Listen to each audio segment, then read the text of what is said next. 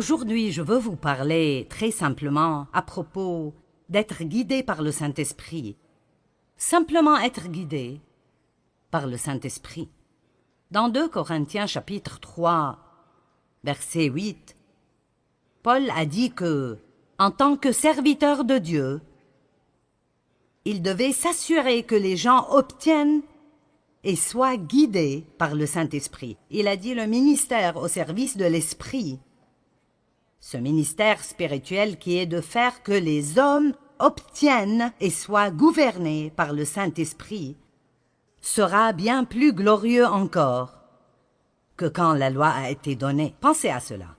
C'est ce que je fais, et c'est la responsabilité de tout serviteur, d'enseigner aux gens toute la parole de Dieu, mais surtout enseigner aux gens comment vivre une vie où ils sont remplis du Saint-Esprit tout le temps, littéralement remplis du Saint-Esprit tout le temps.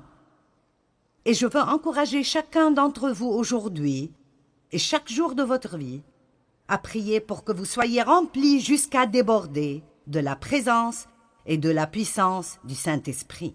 Le monde est dans un état désespéré et quand les gens sont autour d'un croyant, il doit y avoir un débordement qui sort de nos vies, qui fera une différence pour quelqu'un d'autre. Et je veux avoir ce débordement dans ma vie jusqu'au point où je n'ai pas nécessairement besoin de prêcher à quiconque, et je ne parle pas de comme je le fais maintenant, mais quand je vais à la pharmacie ou au supermarché, je veux que les gens sachent qu'il y a une différence dans ma vie. Et je crois que c'est ma responsabilité, en tant que serviteur, d'enseigner tout le conseil de la parole de Dieu, mais particulièrement de savoir plus à propos du ministère du Saint-Esprit. Quand Jésus est monté aux cieux, il a dit « Ce sera en fait plus avantageux pour vous que je m'en aille, parce que si je m'en vais, je vous enverrai le Saint-Esprit. » Jésus ne pouvait être qu'à un seul endroit à la fois parce qu'il était dans un corps, mais le Saint-Esprit est dans nous tous et travaille à travers nous tous, tout le temps, à travers toute la terre. C'est pourquoi Jésus a dit « Vous accomplirez les œuvres que je fais, vous en ferez même de plus grandes. » Chacun tout seul ne fera peut-être pas de choses plus grandes, mais nous tous, si nous travaillons ensemble comme un seul homme, nous pouvons faire de plus grandes choses parce que le Saint-Esprit est en nous tous et il travaille. Donc nous voulons obtenir et être remplis de et guidés par le Saint-Esprit. Maintenant, être guidé par le Saint-Esprit est quelque chose de vraiment majeur. Et j'étais une chrétienne pour beaucoup d'années. Et même si j'aimais Dieu et j'allais à l'église régulièrement, je n'étais pas guidée par le Saint-Esprit. J'étais guidée par moi-même. J'étais guidée par Joyce et ce que je voulais faire, et cela s'appelle la chrétienté charnelle. C'est de cela que Paul parlait quand il parlait à propos de personnes qui étaient charnelles. Mais quand nous apprenons comment être guidés par le Saint-Esprit nous guide hors de l'esclavage et dans la victoire. Il nous montre quoi faire quand nous avons des problèmes dans certaines situations. Il nous guide dans de grandes décisions spirituelles majeures et qui changent nos vies, et il nous guide dans les petites choses de tous les jours qui ne feraient probablement aucune différence pour quiconque d'autre que vous. Nous avons besoin d'avoir ce genre de relation proche avec le Saint-Esprit. Donc il dit « Je veux que vous soyez remplis et guidés par le Saint-Esprit. » Maintenant, 1 Thessaloniciens chapitre 5, versets 22, 23 et 24. « Retenez ce qui est bon et gardez-vous de ce qui est mauvais sous quelque forme et quelque type que ce soit. Que le Dieu de paix lui-même vous rende entièrement saints, qu'il vous sépare des choses profanes, vous rende purs et entièrement consacrés à Dieu, et qu'il vous garde parfaitement esprit, âme et corps. Maintenant comprenez cela. Votre esprit, votre âme et votre corps, votre esprit, votre âme et votre corps. Encore une fois, qu'il vous garde parfaitement esprit, âme et corps, afin que vous soyez irréprochables lors de la venue de notre Seigneur Jésus-Christ le Messie. Et le verset 24, « Celui qui vous appelle à lui est fidèle et digne de confiance, et c'est lui qui accomplira Tout cela, il accomplira son appel en vous bénissant et en vous gardant. Maintenant, je pense que si un jour nous ne serons pas en colère contre nous-mêmes, nous devons peut-être nous comprendre nous-mêmes un peu mieux que maintenant, parce que vous savez que vous pouvez vouloir deux choses différentes en même temps, l'une étant bonne et l'autre étant mauvaise. Et vous pensez, quel est mon problème maintenant? Je veux me lever et aller à l'église demain. Je ne veux pas me lever et aller à l'église demain. Je ne veux pas manger cette glace au chocolat. Je veux manger cette glace au chocolat. Je veux te pardonner. Je veux rester en colère contre toi tout le reste de ma vie. Eh bien, ce qui arrive est ceci. Ceux-ci sont nos petits amis aujourd'hui. Le corps, l'âme et l'esprit. Nous avons une petite lumière dans notre esprit. J'ai pensé que c'était plutôt génial. Alors, quand nous sommes nés de nouveau, cette partie de nous, la partie de l'esprit, qui est la partie la plus profonde de notre être, est rendue sainte. Nous sommes lavés à l'intérieur, parce que Dieu ne peut pas être quelque part qui n'est pas saint. Donc, pour qu'il vienne et pour qu'il vive en nous, il doit nettoyer l'endroit avant de pouvoir venir et y vivre. J'aime le dire ainsi, j'aime dire que lorsque nous sommes nés de nouveau, nous portons en nous la graine de tout ce que Dieu est. J'aime un Jean 3,9, il dit que nous recevons la semence divine du Dieu puissant. Nous obtenons une nouvelle nature. Dieu vient vivre en nous et nous avons littéralement tout ce dont nous avons besoin spirituellement pour grandir et être mature et être tout ce que Dieu veut que nous soyons. Alors il dit, je te sanctifierai, esprit. Mais quoi à propos de ce gars-là, l'âme? Mais qu'en est-il de... Vous voyez, nous l'avons bien habillé, n'est-ce pas merveilleux? Le corps. Et nous ne pouvions pas trouver de façon de le faire. Mais le corps aime se vêtir de tout cela et puis se regarder. N'aimez-vous pas cela? La moitié de ceci m'appartient probablement. Voici une petite étiquette qui dit « Je suis génial ». Et nous allons de « Je suis génial » à « Je suis stupide, je me déteste, je m'aime tellement », vous savez. Mais là, cette âme, je ne sais pas ce qui me serait arrivé si je n'étais pas arrivé à comprendre mon âme et la façon dont j'ai été façonné. J'ai appris ceci il y a beaucoup d'années en lisant des livres écrits par Watchman Nee parce que je n'apprenais vraiment cela nulle part alors. On me disait tout ce que j'avais et tout ce qui m'était disponible, mais rien de cela ne semblait marcher dans ma vie et je ne savais pas ce qui clochait. J'écoutais à propos des promesses de Dieu et de comment je pourrais avoir toutes ces choses par la foi, et je luttais si dur pour essayer d'appliquer chaque message que j'écoutais quand j'écoutais des enseignements. Et finalement, j'ai compris que ce dont la Bible dit que c'est à moi à la base est ce que j'ai en Christ. Mais si ça ne sort jamais de mon esprit, dans mon âme, et ne sort pas ultimement à travers mon corps jusqu'à là où les gens peuvent le voir, alors j'irai peut-être bien, mais je n'aiderai personne d'autre. Je ne pourrai pas faire quoi que ce soit pour quiconque d'autre. Et alors ça m'aidait vraiment pour me comprendre moi-même, de réaliser que mon âme, et nous en avons tous une, et ma pensée, ma volonté et mes émotions. Votre âme vous dit ce que vous voulez, ce que vous pensez et comment vous vous sentez. Elle ne vous dit rien à propos de Dieu, elle vous dit tout à propos de vous-même. Alors, votre esprit peut vous guider et vous dire de vous lever et d'aller à l'église, ou de donner quelque chose, ou de demander pardon à quelqu'un, ou de donner une faveur à quelqu'un. Et dans cette partie, la partie de la nouvelle nature en vous, vous voulez vraiment le faire. Vous aimez Dieu et vous voulez le faire. Mais après, votre âme dit « Je n'ai pas envie de faire cela. Je ne veux pas. Et franchement, je ne pense pas que c'est une bonne idée.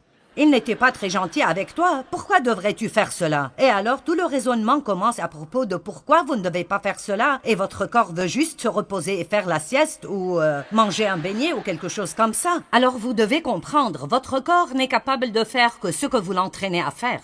Il ne peut faire rien d'autre, il est juste plutôt stupide, sauf si vous l'entraînez et le garder sous contrôle tout le temps. Ce n'est pas surprenant que Paul ait dit « Je traite durement mon corps ». Il n'a pas dit « Je nourris sûrement mon corps », il a dit « Je traite durement mon corps ».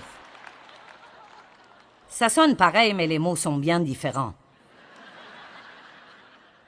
Alors, ça nous aide beaucoup de comprendre ceci. Paul a décrit ce même dilemme dans Romains chapitre 7. Et si vous lisez Romains 7 depuis le verset 15 jusqu'à la fin du chapitre, vous penserez « Il sait de quoi je parle ». Parce que Paul dit « Quel est mon problème? Ce que je veux faire, je ne le fais pas. Et ce que je ne veux pas faire, je le fais. » Et puis c'est comme s'il avait une conversation avec lui-même. Donc si je ne veux pas le faire, mais je le fais, ce n'est donc plus moi qui agis ainsi, mais ça doit être une autre loi spirituelle à l'œuvre dans mon corps qui me fait agir ainsi. Et puis il continue encore et il dit finalement « Qui me délivrera de ce corps de mort? Dieu soit loué, il le fera par Jésus-Christ. » Donc, si nous revenons à 1 Thessaloniciens, il a dit « Je vous sanctifierai, corps, âme et esprit. Je le ferai. J'accomplirai mon appel en vous sanctifiant. » Nous voyons que Jésus est le chef et le consommateur de la foi. La Bible nous enseigne dans Philippiens 1,6 que celui qui a commencé en vous cette bonne œuvre la rendra parfaite pour le jour de Jésus-Christ. Eh bien, si Dieu fera tout cela, et si j'ai été sauvé depuis 25 ans et je me suis toujours un désastre, si j'ai été sauvé depuis 25 ans et je suis toujours un désastre,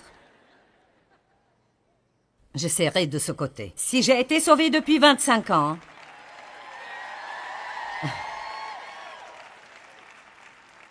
est-ce que quelqu'un sait de quoi je parle? Amen. Alors quelque chose va mal. Donc, qu'est-ce qui cloche? Je veux dire, Dieu a promis qu'il le ferait. Mais si ça n'arrive pas, alors quel est le problème? Eh bien, peut-être que vous ne savez pas comment vous appuyer sur la grâce de Dieu, ni comment vraiment dépendre de lui, ni comment recevoir sa grâce. Mais aussi, peut-être que nous ne coopérons pas avec et ne nous soumettons pas au Saint-Esprit. J'aime dire tout le temps que nous sommes les partenaires de Dieu. Dieu a sa part et nous avons la nôtre. Dieu ne fera pas notre part et nous ne pouvons pas faire la sienne. Amen.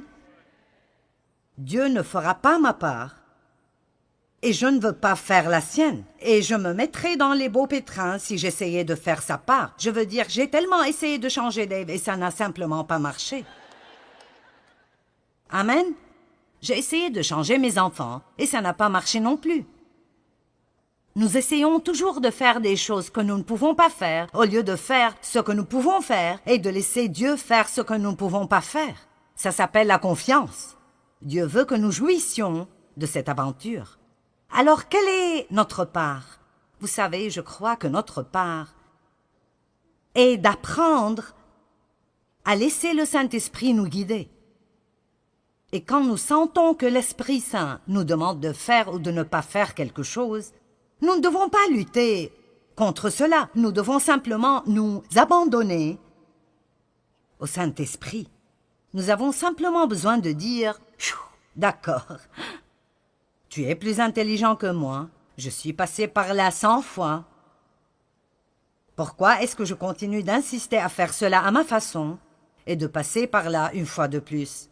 Pourquoi ne pas dire « Tu es plus intelligent que moi, que tu sais ce que tu fais » et simplement abandonner? Mais nous sommes un peu têtus parfois.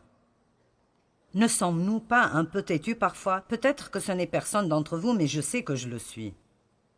Le Saint-Esprit est l'agent de sanctification et quand la Bible parle de la sanctification, même si nous sommes déjà sanctifiés dans l'Esprit, il parle de notre sanctification totale. Totale. En d'autres termes, Dieu veut, je le dirais de cette façon, il ne veut pas juste être gardé dans cette boîte spirituelle. Il ne veut pas juste vivre dans cette petite boîte spirituelle où nous le laissons sortir le dimanche matin pendant 45 minutes et puis nous partons et le reste de la semaine, nous avons un autocollant sur notre voiture et une croix autour du cou, mais nous faisons exactement ce que nous voulons tout le temps. Ce n'est pas le but de Dieu pour nos vies.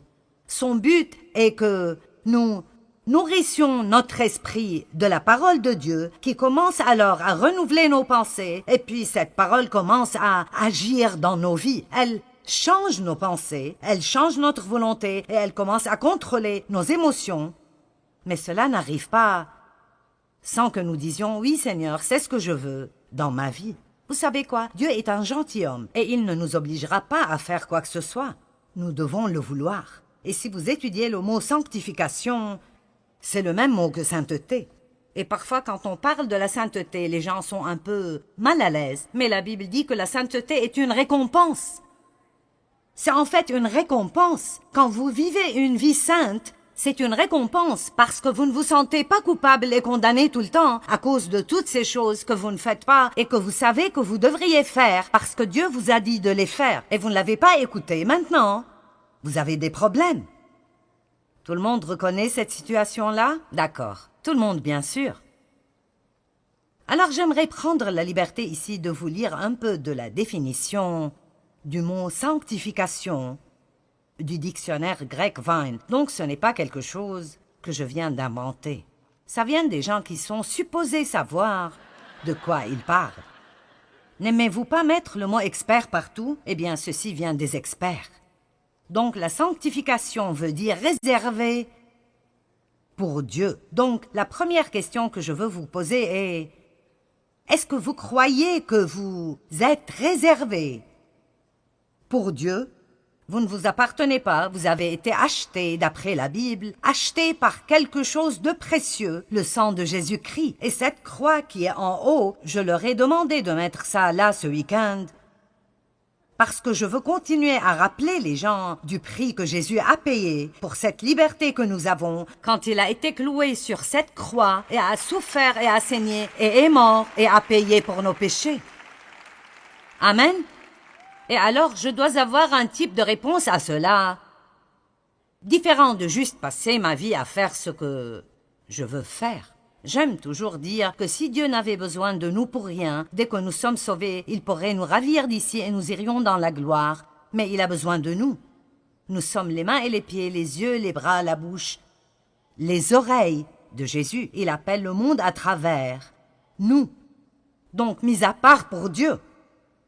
Et puis il dit le type de vie, ou comme j'aime l'appeler, le mode de vie, qui est approprié à ceux qui sont mis à part.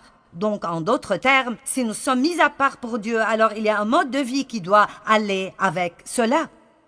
Alors, nous ne pouvons pas juste aller à l'église et continuer à vivre avec un mode de vie profane et impie toute la semaine. Il y a un certain mode de vie que nous vivons. Si nous appartenons à Dieu, nous commençons à penser et à parler différemment. Nous commençons à agir différemment. Nous pardonnons aux gens qui nous ont blessés. Nous ne restons pas en colère contre eux. Nous ne gardons pas tout pour nous-mêmes. Nous apprenons en fait à nous réjouir dans le don. Nous sommes bons envers les gens. Nous voulons faire des choses pour les gens. Ça devient une marque déposée dans nos vies de voir combien de gens nous pouvons en fait rendre heureux. Nous ne sommes pas centrés sur nous-mêmes tout le temps en nous ayant nous-mêmes en tête. En fait, nous croyons que nous appartenons à Dieu et nous nous levons chaque jour pour dire « Dieu, me voici, montre-moi ce que tu veux faire pour moi aujourd'hui, montre-moi ce que tu veux faire à travers moi aujourd'hui, je ne m'appartiens pas, je t'appartiens à toi. » J'aime ce que Jésus a dit « J'ai préparé un corps pour vous. » Et c'est là où nous devons arriver. Nous sommes un corps totalement rempli et inondé de Dieu, comme le dit Paul dans Éphésiens 3, 19, pour que vous soyez remplis jusqu'à toute la plénitude de Dieu. Je vous le dis, quand vous arrivez au point où vous n'essayez pas de faire ce que vous voulez tout le temps, la vie devient si merveilleuse. Elle est absolument merveilleuse. Combien de vous savent ce que les feux d'arrêt sont? Vous arrivez à un feu d'arrêt et si le feu est vert, vous pouvez y aller. Et si le feu est orange, c'est supposé signifier « faites attention ». Ce ne serait pas très sage d'y aller. Mais la plupart d'entre nous pensent juste que ça veut dire « dépêche-toi et passe avant que le feu devienne rouge ». Et donc si c'est un feu rouge, ça veut dire « stop ». Vous savez, je crois que dans notre relation avec le Saint-Esprit, nous avons aussi des feux verts, des feux oranges et des feux rouges. Et nous devons savoir quand c'est orange. Tu devrais faire attention à ce propos. Et quand nous obtenons ce vas-y, et nous entendons Dieu dire « Arrête-toi, ne fais pas ça. Si tu le fais, tu auras des problèmes. » Je veux que les choses marchent bien dans ma vie, pas vous? Donc, nous sommes sanctifiés. Nous sommes supposés vivre une vie qui convient à notre appel. Et après, cette définition est longue et elle dit beaucoup d'autres choses, mais j'aime cette partie. Elle dit « Cette sanctification doit être apprise de Dieu comme il l'enseigne dans sa parole. Écoutez ceci, et elle doit être poursuivie par le croyant sincèrement et indéniablement. Donc, en d'autres termes, je ne l'aurai jamais si je ne le veux pas vraiment. Et je dois le vouloir, vraiment, vraiment, vraiment fortement. Écoutez cette traduction du dictionnaire grec. Ce caractère saint n'est pas indirect. Il ne peut pas être transféré ou imputé, mais c'est une possession individuelle bâtie petit à petit comme le résultat de l'obéissance à la parole de Dieu. Savez-vous que vous pouvez attraper des maladies, mais vous ne pouvez pas attraper la bonne santé? Et vous ne devez pas travailler dur, ni moi non plus, pour être impie. Ça vient naturellement, en quelque sorte. Vous ne pouvez pas juste attraper la sainteté. Vous ne pouvez pas juste aller à l'église et vous asseoir là et écouter quelqu'un en train de prêcher et penser que cela vous rendra saint. Mais vous apprenez des choses et puis vous faites des choix d'après ce que vous avez appris. Et puis petit à petit, jour après jour, votre caractère commence à changer. Je pensais à cela et c'est une bonne façon de le dire. Je l'ai dit, mais j'aime ceci. Ce que j'ai dans mon esprit comme don de Dieu, et vous avez tout ce dont vous avez dans votre esprit comme don de Dieu, acheté par le sang de Christ. Mais c'est là qu'il est, il est dans votre esprit, et c'est là qu'il restera si vous n'apprenez pas à être guidé par le Saint-Esprit et à coopérer avec Dieu. Ce que j'ai dans mon esprit n'est pas mon caractère, c'est ma position en Christ. C'est qui je suis en Christ. Ça n'a rien à voir avec comment j'agis ou comment je me comporte ou comment ma vie affecte d'autres personnes. Quand nous entendons des prédications à propos de ce qui nous appartient en Christ, nous devons réaliser que ça nous appartient en Christ. Mais si nous voulons vraiment que ça affecte nos vies et la vie des gens autour de nous, alors ça doit sortir d'ici et commencer à contrôler mon âme et commencer à contrôler mes actions. Donc j'aime ça aussi. J'ai dit cela, mais je l'aime aussi. Et j'ai écrit très bien au-dessus de celle-là. Maintenant, écoutez cela. Ce que j'ai dans mon esprit est ce que Dieu a fait pour moi. La façon dont je vis est ce que je fais pour Christ. Amen. Ce que j'ai dans mon esprit est ce que Christ a fait pour moi. Mais quand quelqu'un m'énerve et mes émotions se déchaînent, et je ne veux plus être bon envers lui, et je veux me dire à son sujet, je veux dire à tout le monde ce qu'il a fait, mais je reçois un feu rouge. Vous me suivez? Je ne vous perds pas, j'espère. Et je reçois un feu rouge dans mon esprit. Non, non, non, j'ai entendu la parole. J'étais là quand le prédicateur a enseigné à propos du pardon. J'ai entendu ce message. Maintenant, c'est le moment de le faire. Amen. Vous savez, nous sommes vraiment excessivement éduqués à l'Église. Parfois, je ne pense pas qu'on a besoin d'un message de plus. Nous avons juste besoin d'appliquer ce que nous avons déjà. Amen.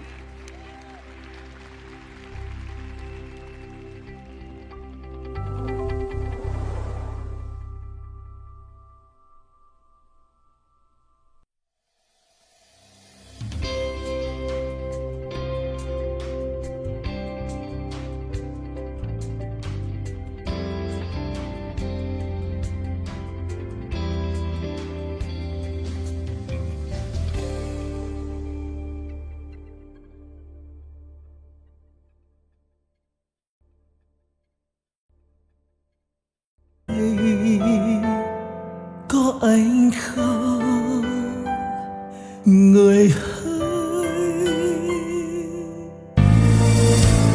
bao đắm say ta có bên người còn đâu, làn tuyết trắng mùa đông khóc nhau, nhìn từng con phố ngày xưa vắng lặng, tuyết trắng luôn sẽ có quay. Ngày xưa ấy một lần lầm lỡ, thế nhưng lại đâu vì ta mất nhau.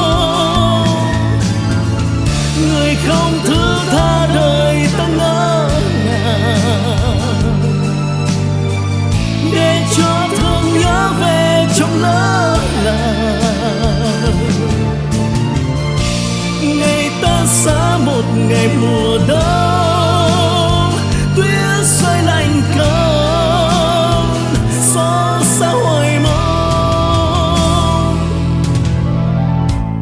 Bóng tuyết rơi một đời tạ tới, đóng băng